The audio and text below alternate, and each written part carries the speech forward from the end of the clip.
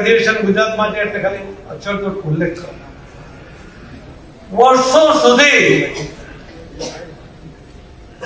એમના મૃત્યુ પછી પણ સરદાર વલ્લભભાઈ પટેલને દિલ્હીમાં જગ્યાનું સ્મારક બનાવવા માટે નહીં આવ્યા. આખી જિંદગીમાં પહેલા પણ ત્યાર પછી પણ ક્યારે સરદાર વલ્લભભાઈ પટેલના એમના કોઈ કાર્યક્રમમાં ફોટો એમણે ના મૂક્યો. કોઈ નેતાની તાકાત નહોતી કે કોઈના ભાષણમાં સરદાર વલ્લભભાઈ પટેલનું કોઈ યોગદાન છે એનો શબ્દ ઉચ્ચારી શકે. આજે જયારે આપણો દેશ અખંડ છે એનો શ્રેય જો કોઈને જાય તો એકમાત્ર સરદાર વલ્લભભાઈ પટેલને જાય.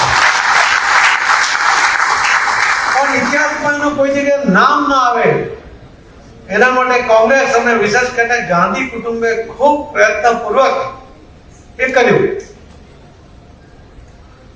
આજે એમ કહે છે કે હવે અમારા નેતા સરદાર વલ્લભભાઈ પટેલને ભાજપે હાઈજેક કર્યા છે. અરે આ દેશના નેતા હતા, દેશના અખંડ રાખવા માટેનું યોગદાન આપવા વાળા એકમાત્ર નેતા હતા, ગુજરાતની ધરતીના નેતા હતા. અમારો જ અધિકાર છે. ફક્ત અધિકાર નહીં,